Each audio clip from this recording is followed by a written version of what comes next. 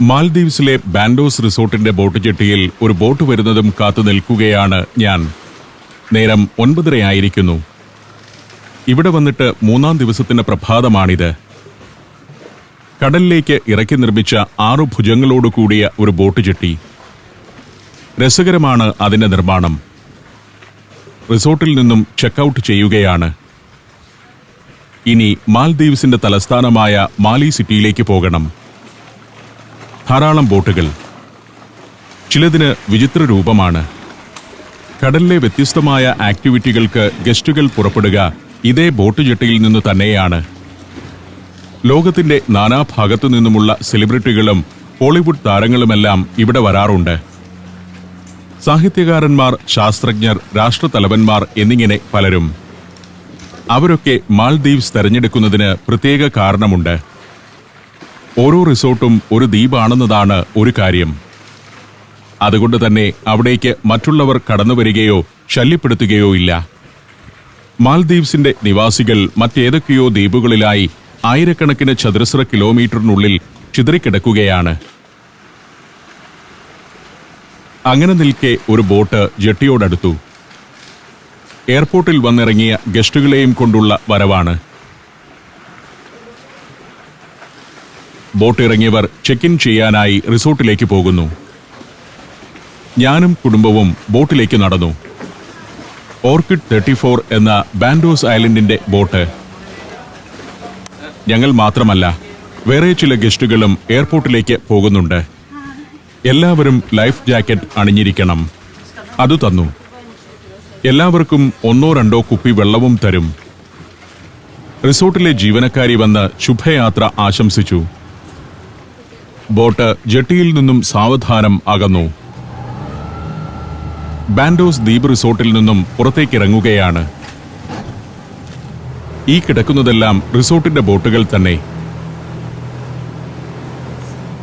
Concrete കൊണ്ട് break water ഉണ്ടാക്കിയിട്ടിരിക്കുന്നു. അതിൽ നിന്നും പുറത്തു കടന്നു. ബാൻഡോസ് പിന്നിലാവുകയാണ്.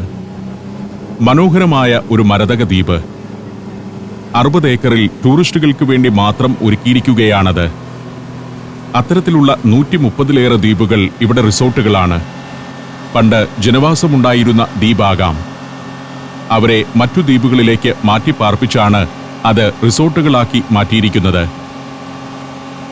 റിസോർട്ട് ഉടമകളുടെ സ്വന്തമായ ദ്വീപുകളും ഗവൺമെന്റിൽ നിന്ന് നിശ്ചിത വർഷങ്ങളിലേക്ക് പാട്ടത്തിനെടുത്ത ദ്വീപുകളുമുണ്ടിവിടെ.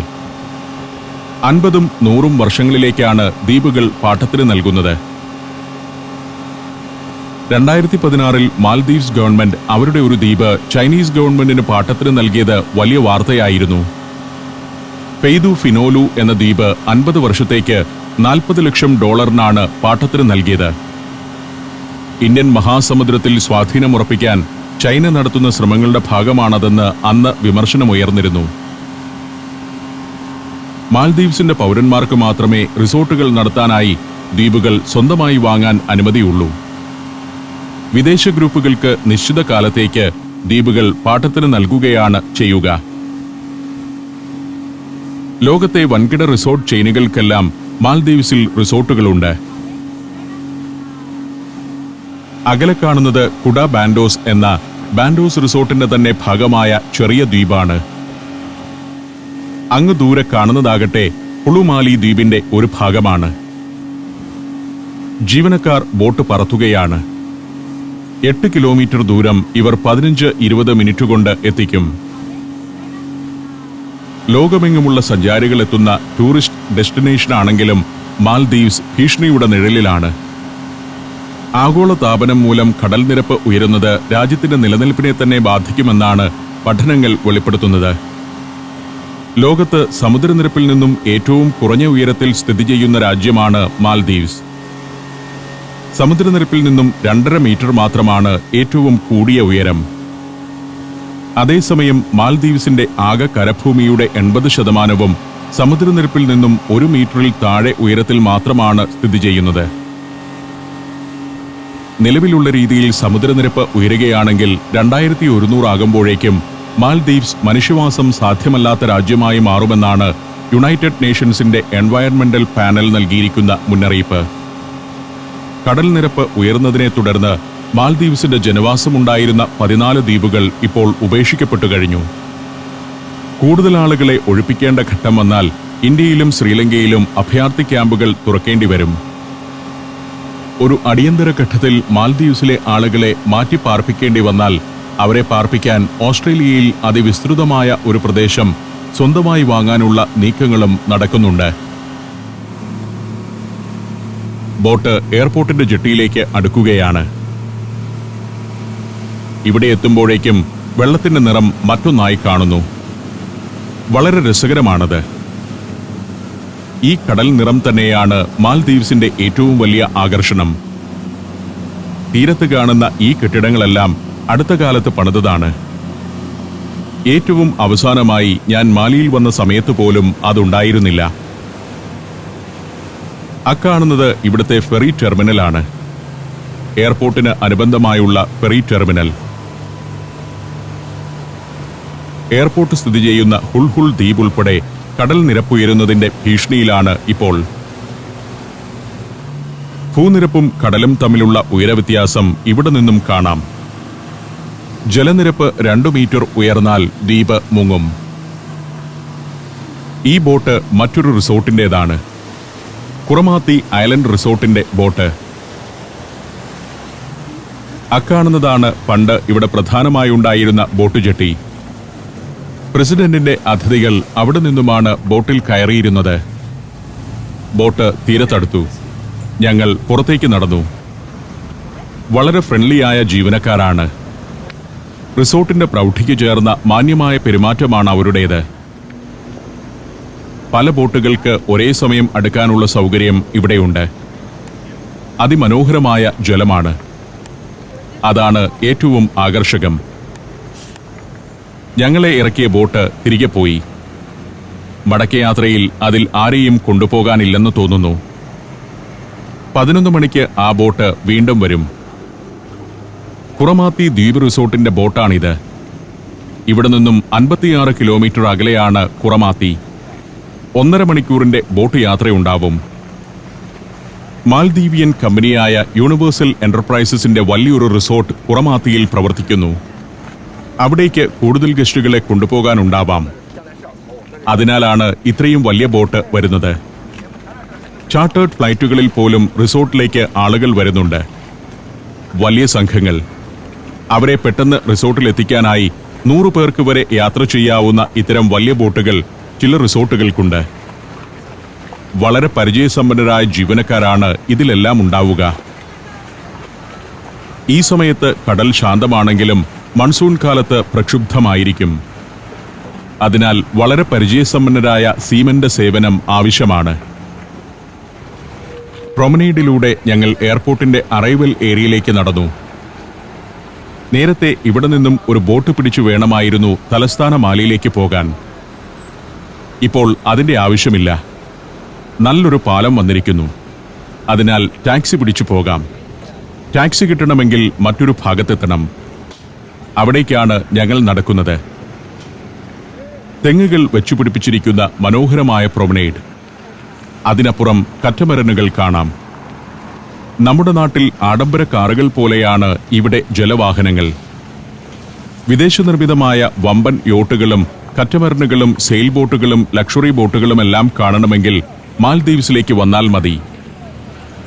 റിസോർട്ടുകളുടെ തീരങ്ങളിലും മാലി സിറ്റിയുടെ പ്രൊമനേഡുകളോട് ചേർന്നുമെല്ലാം അത്തരം ബോട്ടുകൾ വിശ്രമിക്കുന്നത് കാണാം. കോടികൾ വിലയുള്ള ജലവാഹനങ്ങൾ. ഈ പരിസരമെല്ലാം വൃത്തിയായി സംരക്ഷിക്കുന്നുണ്ട്. രാജ്യം മൊത്തമായി ഒരു റിസോർട്ടാണെന്ന് തോന്നും. ഈ ഭാഗത്തെല്ലാം നവീകരണ പ്രവർത്തനങ്ങൾ തുടരുന്നുണ്ടിപ്പോൾ.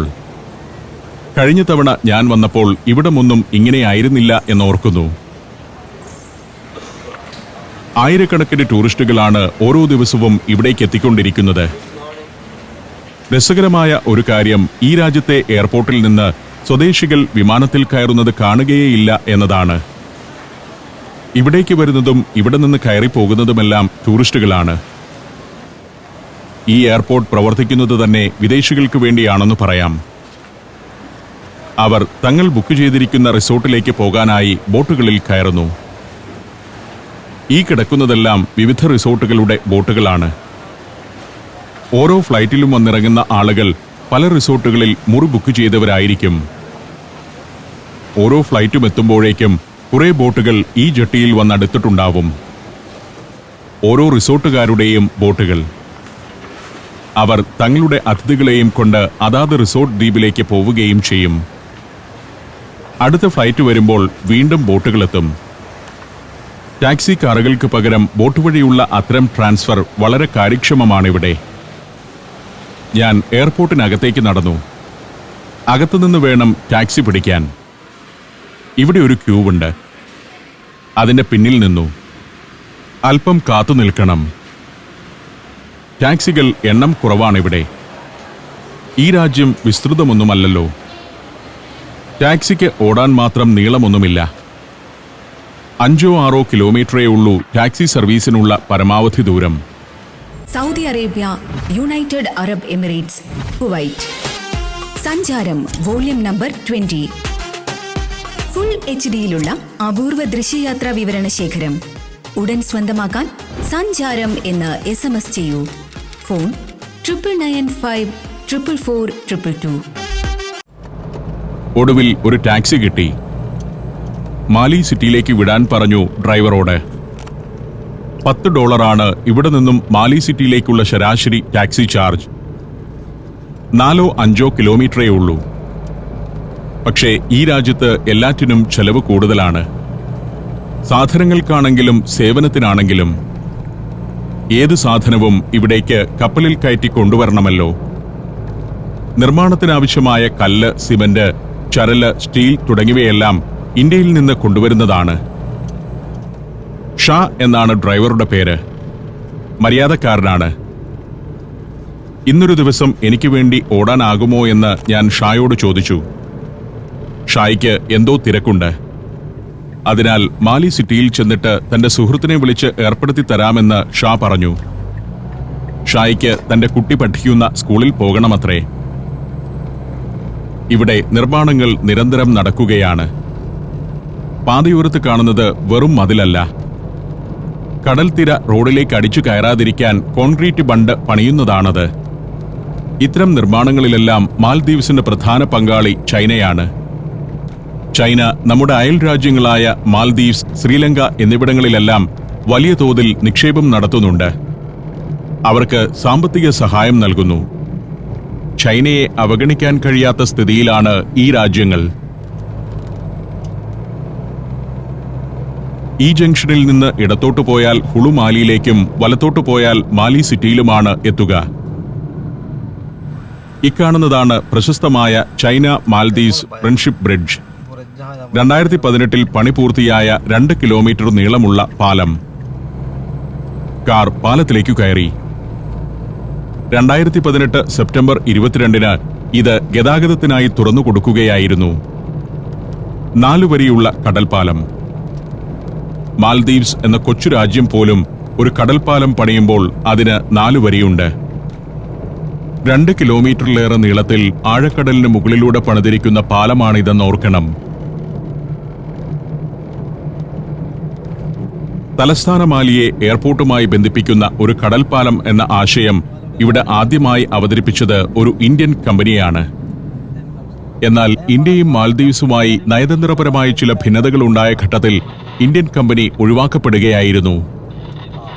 പെട്ടെന്ന് തന്നെ ചൈന പാലം നിർമ്മാണം ഏറ്റെടുക്കുകയും ചെയ്തു.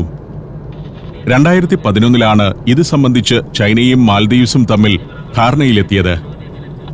ചൈന ഉടനെ നിർമ്മാണ പ്രവർത്തനങ്ങൾ ഊർജിതമാക്കി.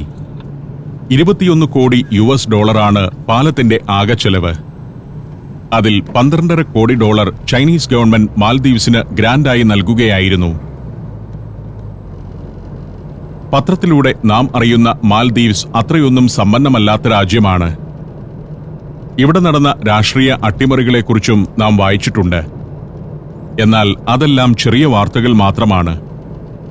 ഈ ദ്വീപുരാഷ്ട്രത്തിന്റെ മുഖച്ഛായ തന്നെ മാറിക്കൊണ്ടിരിക്കുകയാണ് എന്നതാണ് ഏറ്റവും പ്രധാനമായ കാര്യം. വിമാനത്തിൽ വന്നിറങ്ങുന്നത് ടൂറിസ്റ്റുകളാവട്ടെ, നയതന്ത്ര പ്രതിനിധികളാവട്ടെ, വിദേശ നേതാക്കളാവട്ടെ, മുൻപ് അവർ ബോട്ടിൽ കയറി വേണമായിരുന്നു തലസ്ഥാന മാലിയിലെത്താൻ. മഴക്കാലത്ത് പ്രക്ഷുബ്ധമായ കടലിൽ ആടിയുലയുന്ന ബോട്ടിലായിരിക്കും യാത്ര. അതിനെല്ലാം അറുതി വരുത്തിയിരിക്കുകയാണ് ഈ ഒരൊറ്റ പാലം.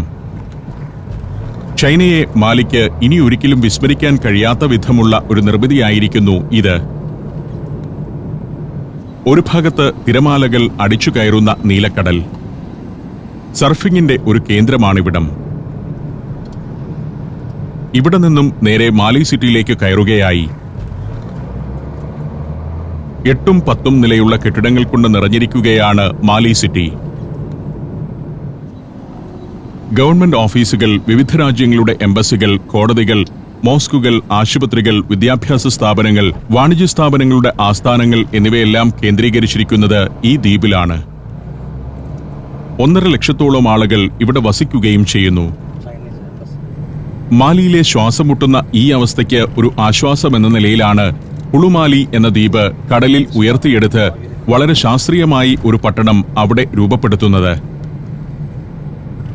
പാലം വരുന്നതിന് മുൻപ് ഈ ഫെറിയിൽ നിന്നുമായിരുന്നു എയർപോർട്ടിലേക്കും മറ്റു ദ്വീപുകളിലേക്കുമെല്ലാം പോയിരുന്നത്.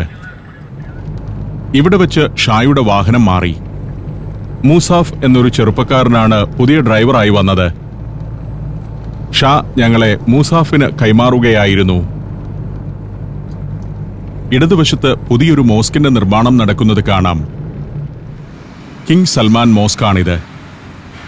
സൗദി അറേബ്യ മാലിക്ക് സമ്മാനമായി നൽകിയിരിക്കുന്ന മോസ്ക്.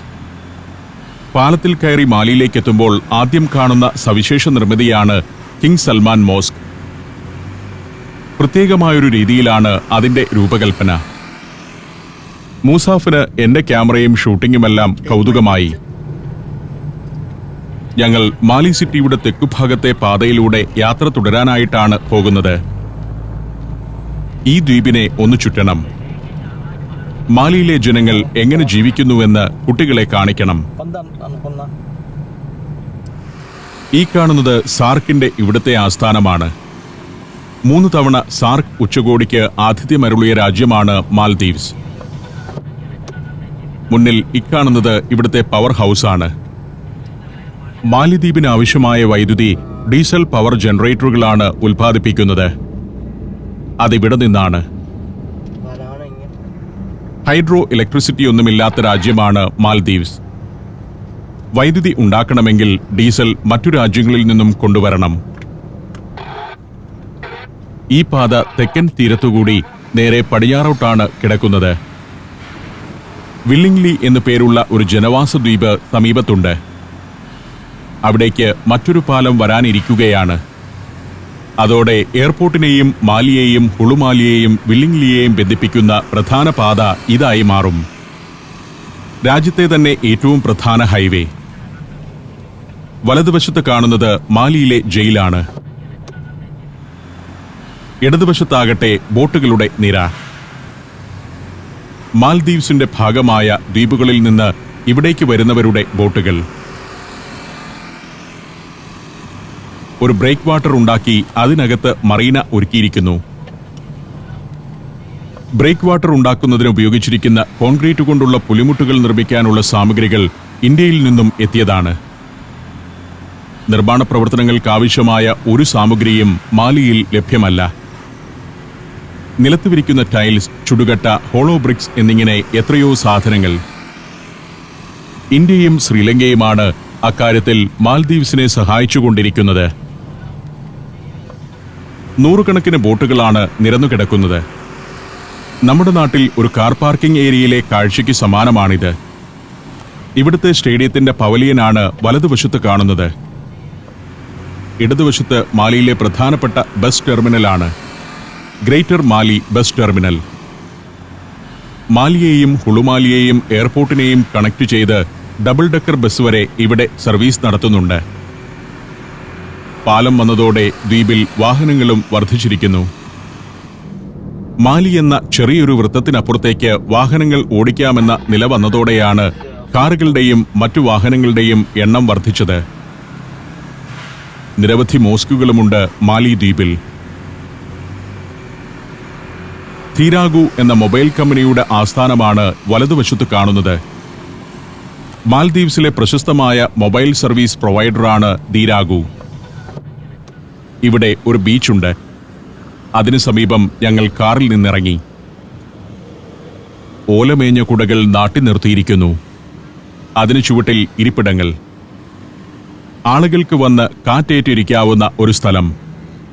മാലിയുടെ പടിഞ്ഞാറൻ തീരമാണിത്. തൊട്ടപ്പുറം വേറെയും ദ്വീപുകൾ, സർവീസ് നടത്തുന്ന ബോട്ടുകൾ. അക്കാണുന്നത് വില്ലിംഗ്ലി ദ്വീപാണ്. ഞാൻ അവിടെ നിന്നു.